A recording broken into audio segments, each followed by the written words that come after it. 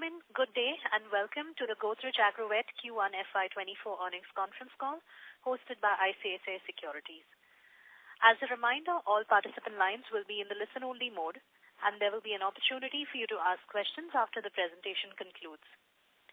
Should you need assistance during the conference, please signal an operator by pressing star then 0 on your touchtone telephone. Please note that this conference is being recorded. I now hand the conference over to Mr. Nilesh Patil from ICICI Securities. Thank you and over to you, sir. Thank you. Good afternoon, everyone, and thank you for joining us on Godrej Agrovet Q1 FY2024 earnings conference call.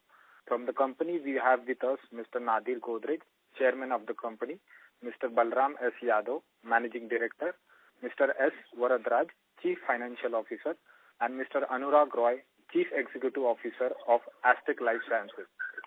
We would like to begin the call with the brief opening remarks from the management, following which we will have the forum open for an interactive question and answer session. Before we start, I would like to point out that some of the statements made in today's call may be forward-looking and a disclaimer to this effect has been included in the earnings presentation shared with you earlier. I would now like to invite Mr. Nadir Godrej to make the initial remarks. Good afternoon, everyone. I welcome you all to the Godrej Agrovet earnings call. I hope you are doing well. Godrej Agrovet started fiscal year 24 with a strong growth in profitability and margin expansion. Profit before tax in quarter 1 fiscal year 24 increased to 124.5 crore rupees from 102.8 crore rupees, a growth of 21% year-on-year. The growth of profitability was driven by the strong performance of the domestic crop protection, animal feed, and poultry businesses. Our in-house herbicide, Hitweed, delivered robust volume growth and improved realization. In the feed business, sustained volume growth in cattle feed and aqua feed was accompanied by the recovery in margins across categories. Our food businesses also maintained volume growth momentum in the branded and value-added products portfolio and delivered margin expansion. However, Astec LifeSciences and the vegetable oil businesses were adversely impacted by the challenging market conditions. Now, coming to the key financial and business highlights of each of our business segments, the animal feed business continued with market share gains in the cattle feed category and recorded overall volume growth in quarter 1 fiscal year 24. The cattle feed volumes grew by 19% year-on-year. The segment margin also improved considerably in quarter 1 as compared to the previous year and the previous quarter on account of softening commodity prices. In our vegetable oil segment, volume growth in fresh fruit punch arrivals was offset by significantly lower end product prices from the last year's high base. Crude palm oil and palm kernel oil prices declined by 42% and 50% year-on-year respectively. During the quarter, GAVL received area allocations for the development and promotion of oil palm cultivation from the state governments of Odisha and Telangana. This had a combined potential of around 57,000 acres. The standalone crop protection segment delivered record top line and margin performance in quarter 1 fiscal year 24. This was attributed to the strong volume growth and higher realization in the in-house herbicides portfolio.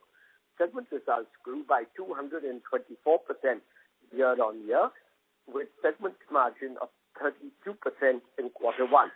Robust growth in profitability was accompanied by an improvement in working capital. Astec LifeSciences continued to face demand-supply imbalance in its enterprise product portfolio in both the domestic as well as global markets. Revenue and profitability were severely impacted due to the sluggish demand and poor realization in respect of these enterprise products. However, contract manufacturing revenues grew 3 times year-on-year, led by new product development, and the profitability also improved. The dairy business turned EBITDA positive in quarter one, led by buoyant margin performance across categories and sustained volume growth in value-added products. Value-added product revenues grew by 20% year-on-year, and its salience increased to 42% of total sales from 38% a year ago. Lower raw material costs, aided by the mini flush witnessed in the key procurement markets, led to significant improvement in the margin profile. Godrej Tyson recorded excellent all-round performance in quarter one, with both the top line and profitability growth across categories.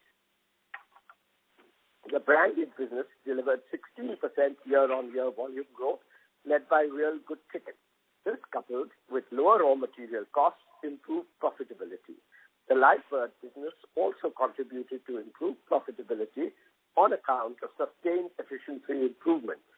Our joint venture in Bangladesh, ACI Godrej, recorded revenue growth of 15% year-on-year on a local currency basis in quarter one, fiscal year 24. This was mainly driven by higher realizations as compared to quarter one, fiscal year 23. That concludes our business and financial performance update for the quarter. With this, I close my opening remarks. We will now be happy to take your questions. Thank you. Thank you. Ladies and gentlemen, we will now begin the question and answer session. Anyone who wishes to ask a question may enter star and 1 on their touchtone telephone. If you wish to withdraw yourself from the question queue after your questions have been answered, you may enter star and 2. Participants are requested to use handsets while asking a question. Ladies and gentlemen, we will wait for a moment while the question queue assembles.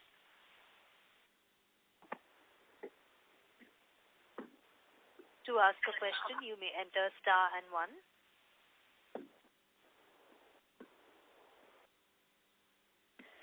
We have the first question from the line of Isha Mohanty from Kotak Securities. Please go ahead. Hi. Am I audible? Hello. Please go ahead. So my first question is, if you could please let me know the OER and FPD volume for this quarter. Hello.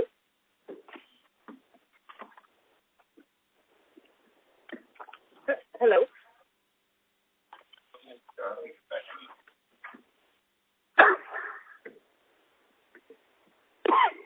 Just hold on for a second. Yeah. So, OER is 18.67%, and SSB processed is 1.3 lakh, and the OER has dropped by 32 basis points, but FFB process has increased by 9.1%. Thank you. And another question is, just on the aspect of the CMO business, can you share any numbers? What are the numbers which are expected in the next couple of years? I think there is no clarity. I think the audio is not very clear. Has to most probably. Yeah. The audio is not clear. Ma'am, could you switch to handset mode? Just a second. Hello, is it better now? Yes. Yeah. Just on the aspect of the CMO business and Aztec Life Sciences, would you be able to share some numbers, expected revenue numbers for the next couple of years? Typically, we do not give the number guidance or future earnings or numbers guidance. But if you look historically for the CDMO business, we have been doubling our revenue, obviously from a smaller base, but we have been doubling our revenue year on year. So our revenues were close to 84 crores a couple of years back. Last year, we closed at 162 crores. And coming year, we would like to maintain almost similar or closer to that run rate. So that is our guidance on how it looks like. And as we were aware with the new R&D center which has come up, we are almost doubling down our efforts on CDMO component of the business. which lead us to believe that we would like to work on, 20-30% growth at least year on year on the CDMO side of the business. Okay, thank you. That's all from my end. Thank you. Ladies and gentlemen, to ask a question, you may enter star and 1. We have the next question from the line of Vidit Shah from IIFL Securities. Please go ahead. Hi, good afternoon, and thanks for taking my question. My first question was, on the oil palm business, you mentioned a fall in OER. Could you just give some clarity on why that has happened? Is that just a normal, drop because of the quality of the fruits, or has this been impacted, and should we expect this for the rest of the year as well? So, one thing you must realize is every year Q1 and Q2, the OER pattern will change depending on the heat stress and at the time and the arrival of monsoon. And you all know that the monsoon was delayed and there was a lot of heat initially, and that was one of the reasons why the drop in OER started in June. And I must also tell you that continued in July also. But my sense is that now the rain is very good. We will have an extended season, and towards the latter half of the year, which is September, October, November, December, we will catch up in OER as well as fresh fruit bunch arrival. And in no way our OER will be below last year on an annual basis. Okay, got it. And just on the same business, this 57,000, allocation that we've got, would it be safe to assume that we start producing actual volumes from these after 4 to 6 years? Would that be the right estimate to take? So for the benefit of everybody, I must say that the total area theoretically possible for us to plant is close to about 100,000 hectares over and above the area we have in next 5 to 6 years. The kind of infrastructure of nursery and other people we have created, we will ramp up our planting every year from 3,000-4,000 per hectare till last year to about 10,000 to 12,000, going up to 15,000-16,000 in 5 years' time. The first results of this addition you will start seeing from FY28, FY29, and full impact you will see in FY30 and FY31. Okay, understood. And in terms of Aztec, just some color on any expected recovery. Are we seeing things bottom out, or there is an elongated period of stress that we anticipate? See, on the Aztec, as you are aware, there are 2 segments of the business. One is the CDMO segment, which is cruising along well. Most of the impact on profitability is coming from the enterprise business, as Mr. Nadir Godrej was also highlighting. And it has to do with the correction in the market, which started sometime later part of last year. And, Aztec, along with other companies, competitors in the market, are facing similar headwinds of high inventories. There's been destocking, which is happening at the customer level. So for some of the enterprise products, we feel that the bottom has already reached. We still see some muted prices on those enterprise products.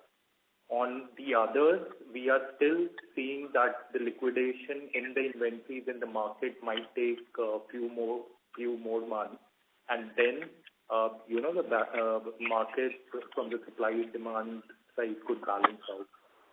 So overall, I would say that things have improved from the last few quarters, but it might take few more months to achieve normalcy as we see it currently. Got it. And the newly commissioned plants that we have, the herbicide one and the MPP, they're all running as per our planned capacity ramp up. Just some clarity on that. Yeah, I mean, I'm asking from the point of view of the elongated slowdown. So are we lagging behind out there? Yeah.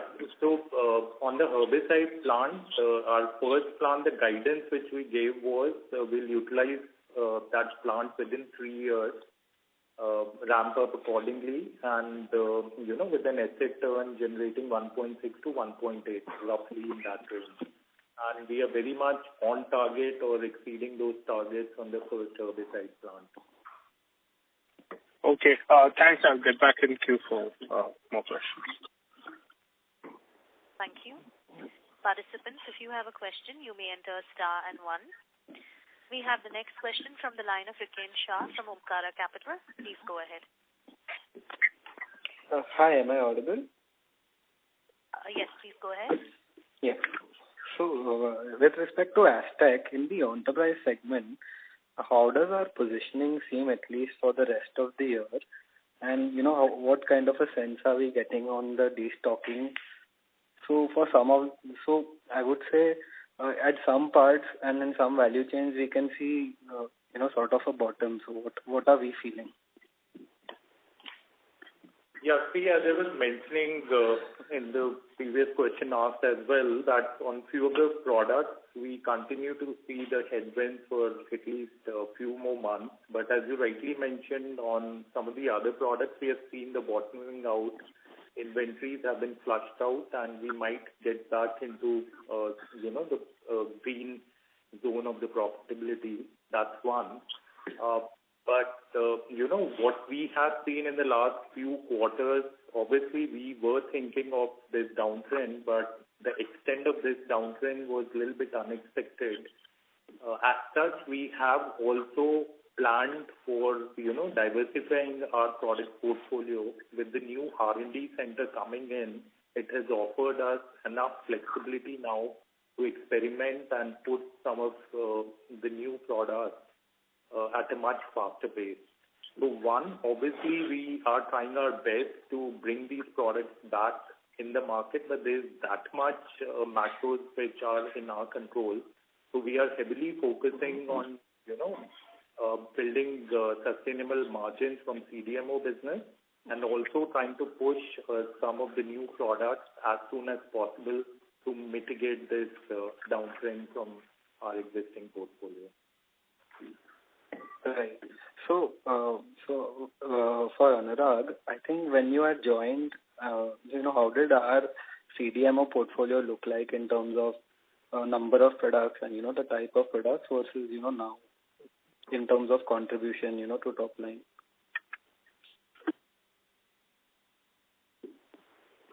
So in terms of the pipeline, as you see, which is also reflected in our revenues, in the last 2.5 years, we have been doubling our CDMO size of the business on a smaller base, obviously. So some of these products have gone from the development piloting to commercial, which has added to the revenues. But in other cases, we have also built the newer pipeline, and with the new R&D center now, we are in a very good situation to double down or triple down on those pipelines. So I would say this cycle for CDMO, as right from development or scale up to commercial, takes 3 to 4 years. So there have been a lot of activity that has been done over the last couple of years to build this pipeline. And with the new R&D center coming up, this will only expedite that entire pipeline generation process, and we expect to reap benefits as we move forward in the coming years. All right. Thanks, Anurag. Yeah. Thank you. We have the next question from the line of Jagreesh Singh from Shade Capital. Please go ahead. Good afternoon, and thanks for the opportunity. So, my question is related to the vegetable oil business. So, margins are down. So, when we can see the normalized margin in this business in the second half or next year, any expectations? So margin is down primarily because of low OER. I think that recovery has already started, and as we go along the year, we strongly believe that we will have a very strong October, November also in terms of FFB arrival. Later part of the year, the margins are, the OER is always very high. So we believe that in next few months, that is from say August to November, our OER will continuously improve. We will definitely hit the 18.4%, what was the last year OER, and probably exceeded by 5-10 basis points. So that's not a very big issue for us. The thing is the oil prices. We believe that they are going to hold. I must also tell you that the refinery and solvent extraction plant, which we had set up, is delivering the yielded results, delivering the planned results. So I must also tell you that when we were CPO seller, when we were selling CPO, we had 2, 3, 4 big customers, but now when we are selling Olein, we have 40, 50 customers. So the problem of stock piling at our factories, FFA increasing, etc., also not there. So not only the margins will improve, but the solvent extraction plant as well as refinery will add 1.5 to 2% to the bottom line overall because of this value addition. Yes, sir, very helpful. And second question is related to the crop protection business.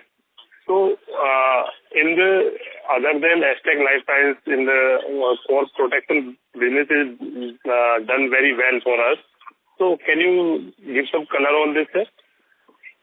So, let me tell you that last 2 years we suffered in crop protection business for numerous reasons, and you know that we took a hit in terms of sales return, obsolescence, etc. And it took us some time to recover outstandings also, because even though our profitability was less in crop protection business, but our collections were extremely good last year.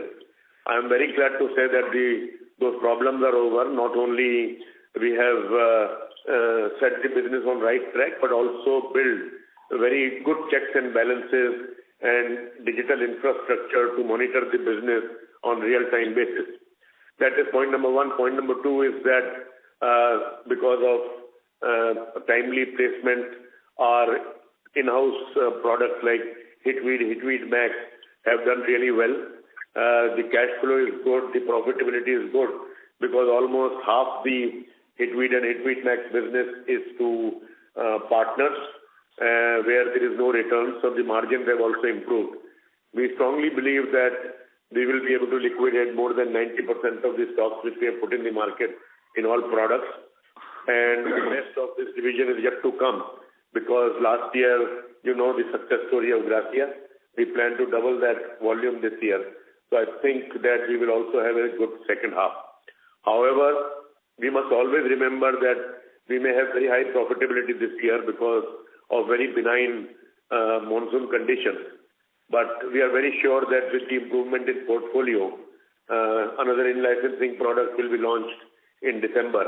And there is a product pipeline ready for next 3 years also, both in-house and in-licensing. We believe that we will be able to maintain 16 to 18% PBT on sales.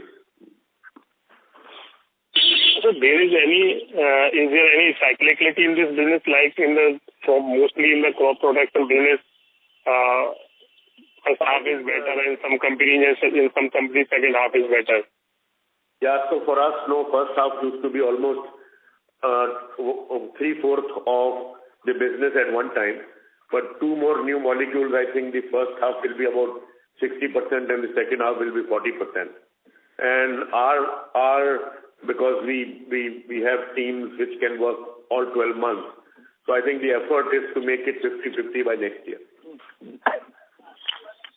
And sir, in Astec LifeScience CDMO business, so you told in some other participants answering the question of other participants that 20 to 25% growth with the R&D setup and all these things in the next couple of years.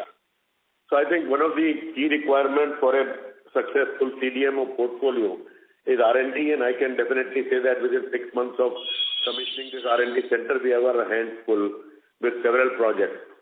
On a small base, initially we may double it once or twice, but on a steady state basis, we are looking at, when steady state is FY25 onwards, we are looking at a 20 to 25% increase in CDMO business, because that will be our focus.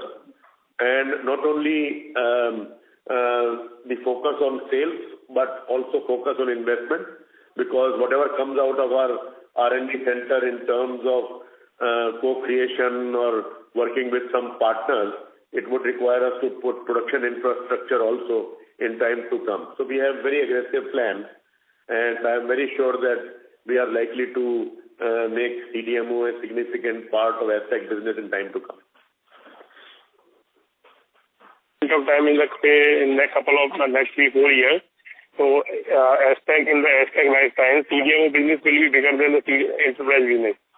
So that is our plan and hope, but I cannot say what will happen in future. Like we could not predict for last 3-4 quarters what has happened in the pesticide market across the world. So I'm saying that said, but on a long-term basis, the answer is a very big yes. And the last question related to the dairy business. Other companies have come out with very good numbers in the dairy business. Because of last year, a lot of issues in the dairy business, but this time companies seeing good future.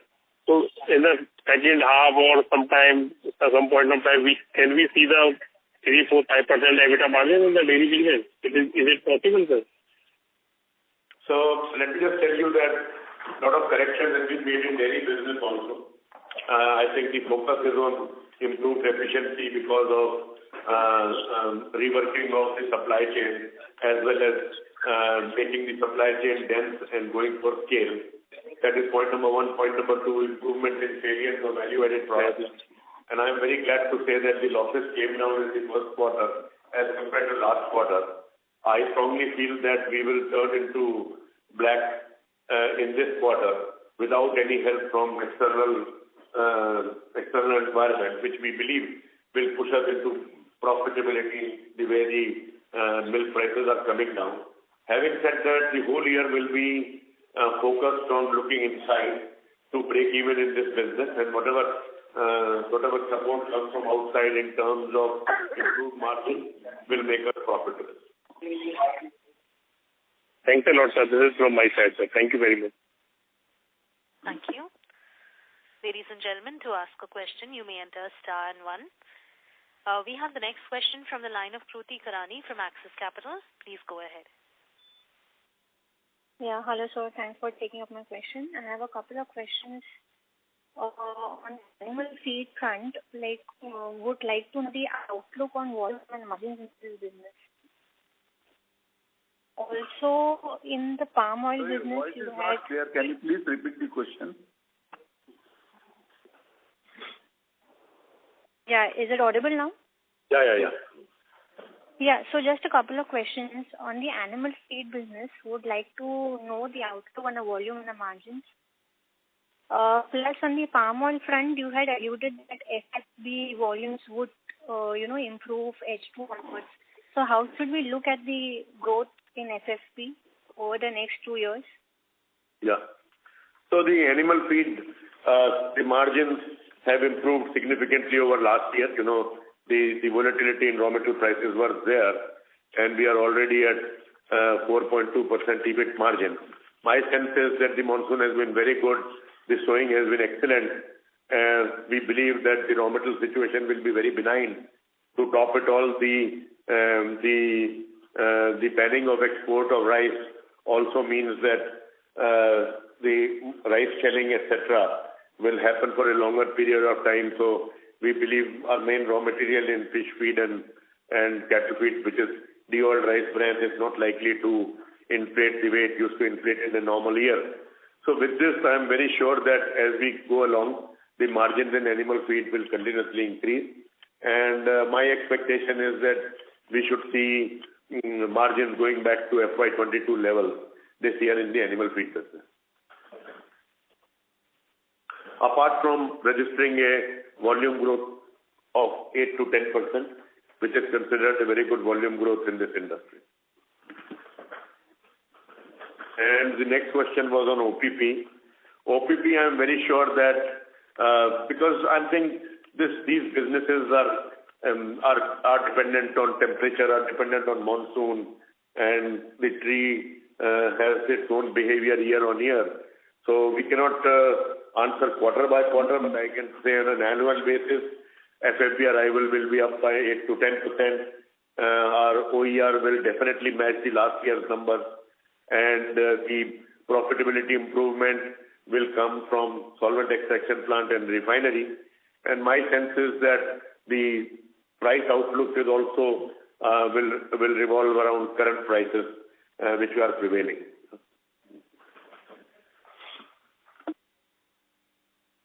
Okay, thank you, sir. Thank you. Ladies and gentlemen, to ask a question, you may enter star and 1. We have the next question from the line of Sumant Kumar from Motilal Oswal. Please go ahead. So, can you talk about the crop protection standalone business, 34% growth, and what you were talking about, strong volume growth and higher realization of in-house herbicide portfolio. Say, apart from that, any other factor or base effect why we are showing a 34% kind of growth? We have not seen this kind of growth in any agrochemical company was reported in this quarter. So is it pre-placement or we are going to maintain this momentum in Q2 FY24 also? So definitely every quarter this year will be better than last year and much, much better than year before last. So I can tell you a lot of sorting out of the problems we had has happened. I must also tell you that we have 3 more products because Gracia also, I consider it as a new product for us. We launched Maxcot, which is a product which we launched early in the season.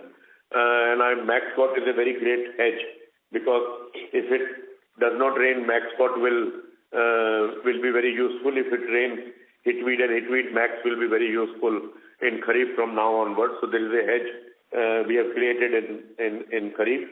And we are going to launch another insecticide in December, which will become a significantly important product next year. So I think it is a pipeline of new products which has helped us do that. Apart from that, a lot of monitoring which we are doing of stocks at the secondary level and at tertiary level. We don't track sales now, we track liquidation, and we are using several digital tools to monitor that. So my sense is that, as I already said, that I think this year is an exceptional year, but a 15 to 20% growth in top line, driven largely by new product introduction, and a similar growth in bottom line on the base of FY24 should not be a problem in future. Okay. And this margin expansion is all because of the new product, high margin business? Yeah, so margin expansion, sorry, I should have told you that our big margin erosion used to happen because of pesticide portfolio, which was a traded portfolio. So that portfolio we have curtailed significantly because that is one which brought us down significantly last year because of obsolescence also. So a lot of housekeeping has been done in terms of SKUs and number of products. I would also say that we are setting up our own formulation unit in Jammu, which will be up and running by January and February. So we will focus on pesticides, but we'll be very careful not to sell pesticide on low margin or negative margin. The second thing is that we used to have a lot of problem of outstanding because of the plant growth regulator segment. With the products like Hitweed Max, Gracia coming, I think in that product line also our recovery has been very good. So the focus is margin expansion because of improved hygiene and also keep on bringing down working capital in this business as we go along. But why I'm asking, this is segment result is EBIT, right? And the 32% kind of numbers is significantly higher. I have not seen any. So annual. Don't look at the quarter. Sometime it rains, sometime it does not rain. So don't look at the quarter, but 18 to 20% EBIT is something which we are very sure of. Okay. Thank you so much. Thank you. We have the next question from the line of Siddharth Gadekar from Equirus. Please go ahead. So first on the Aztec CapEx, last time we had highlighted we had done roughly around 150 crores in the herbicide plant in terms of the CapEx. What is the CapEx for the phase 2 plant, and when will that plant come online? The herbicide phase 2, more or less similar capex numbers, slightly on the lower side, around 120-130 crores is what we are estimating, and we expect that to be commercialized by end of this year. So secondly, in terms of the capex, how should we look at capex for FY24 and FY25 for Aztec? So forward capex numbers, I think we normally give the guidance as we go there, but roughly we are looking at there'll be two more capex. I think one is already on the drawing table, which is we have some more ability to expand in Mahad. So we will set up another facility in Mahad, which will be very similar in size and capex as the one which we have already established. But the big capex will come, which will drive our CDMO. That will take a long time. I think we are still working out what kind of multi-purpose plant we have. But I think that should be finalized in 3 to 4 months. Okay, so got it. And so in terms of our enterprise business, when we are talking about diversification into other products, are we looking at adding the newer triazoles also which are launched or which are likely to be launched in the portfolio maybe over the next 3 to 5 years, or how should we look at the enterprise business going ahead? So while our focus is primarily on the CDMO business, on the enterprise business, since we have a very strong triazole platform, technology platform, and we are also investing heavily on some of the other adjacent platforms with the new R&D center, we'll be, strategically looking at molecules within that segment as well to work on and launch in the coming years. Okay, so got it. While the focus is more on building the pipeline on CDMO, we'll also take strategic bets within the enterprise segment. Okay, so got it. Thank you. Thank you. We have the next question from the line of Manish Manchanda, an investor. Please go ahead. Hello. Am I audible? Yes, yes. Hello. Thank you for the opportunity, sir. So I have a couple of questions. My first question is, how much area is matured in the oil palm plantation, which is generating revenue right now, sir? Just wait here.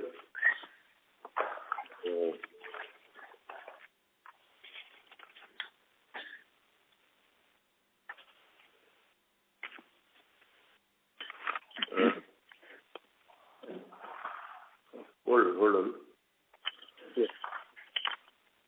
So, right now I have breakup of about 45,000 hectares, of which about 60% is mature. Okay. So secondly, right now as we are saying, we are getting so much land allotted in our names. So is there any arrangement between the farmers and our company that the area which is allotted to us, so the farmers won't be able to sell the fruits to any other company, or some type of that arrangement is there for us? That is the law, that we cannot take from farmer who does not belong to our area, and our farmer cannot go to the other area. Having said that, 1 or 2% leakages definitely happen every year, but there is a very good support from the government in trying to prevent that.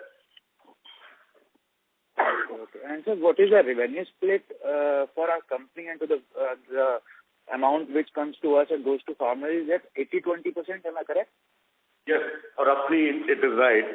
About 80% of the oil price goes to the farmer and about 20% remains with us. Yeah. Okay. And sir, one is an observation. So don't you think that there is a fundamental contradiction in running all the businesses together? Because when we have a good time for one business, it acts as a bad time for other. Like right now, the inflation is easing out, but that is impacting our oil palm business. Yeah, so I'm saying that definitely this hedge is good, but my sense is that value addition in oil palm is more important. We have taken that direction because we are also very scared of these low oil prices and high oil prices, which is very difficult to explain considering, I'll give you an example of the kind of inflation we are talking about. You will not see in any other industry. Q1 last year, the CPO price was 1,39,000 and this year it is 81,295, which is a 41% drop. Palm kernel oil last year was 2,06,000. It is 1,02,000 in Q1, which is a 50% drop. So that is why we have talked about wealth from waste. That is why we have gone in for refining. That is why solvent extraction.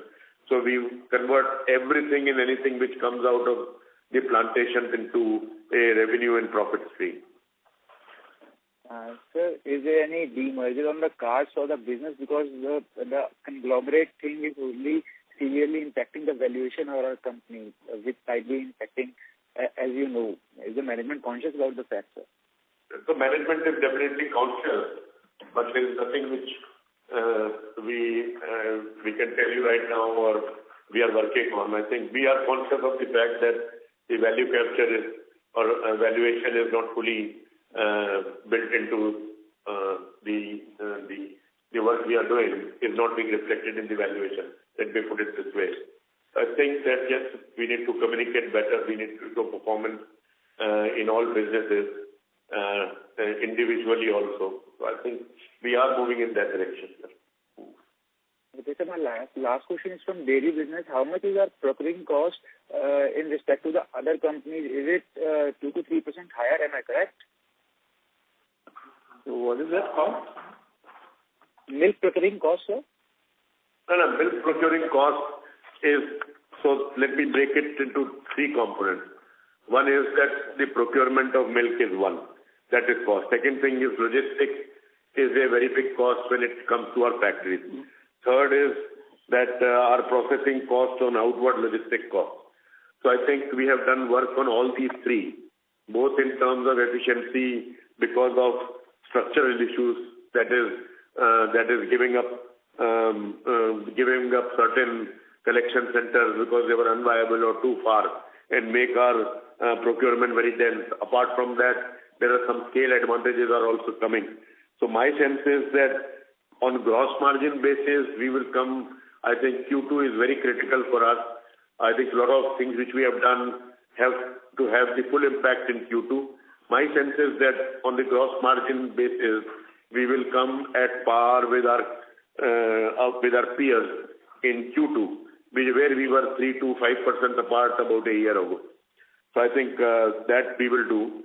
And then rest of the gross margin growth will be driven by less by cost reductions in future, but more by improved salience of value-added products. Okay. So how much is how much percentage do we procure directly from the farmer, sir? So today, out of about 7 lakh liters we procure, about 27% is direct farmer, and it is increasing at the rate of about 20 to 25% per annum. That's the new model. Okay. Thank you, sir. That's it from my side. I wish you good luck, sir. Thank you. Thank you. Ladies and gentlemen, to ask a question, you may enter star and 1.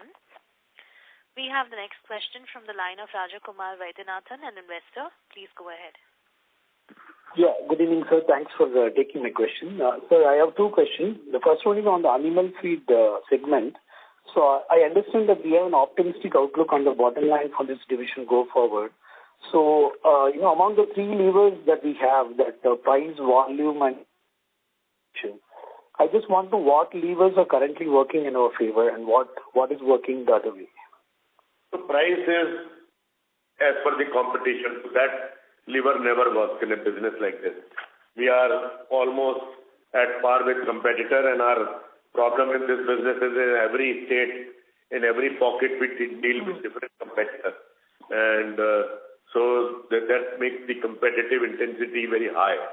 I think two things which are working for us is the R&D benefits in terms of cost reduction. They continue to come in, and if you want to see the example of that, you must see our Bangladesh profitability, because we commissioned one R&D project there about 6 months ago, and the profitability of that business has definitely improved. And the second thing is that our raw material calls which we have taken, I think they are holding us in very good stead. But my sense is from H2 onwards, the benign environment of raw materials will drive the profitability of this business. Okay. Thank you, sir. Sir, the second question is with regards to the holding. We have some investments in a company called KSC Limited. I just want to know what is the strategic intent there, because we have not seen any significant increase in the shareholding, the last 2 quarters. So KSC has been a very interesting company for us, and it is very well established in Kerala and certain parts of Tamil Nadu and southern Karnataka. In a very small area, they have significant volumes. So with the intent of probably at some point in time having a good stake there, we had started buying shares. But you all know that it is very closely held, and it is the availability of shares in market is very low, etc. And we also had a closer look at that company, so we not very keen to increase our share now. So if you see, whatever we did was about a few quarters ago, and nothing has happened after that.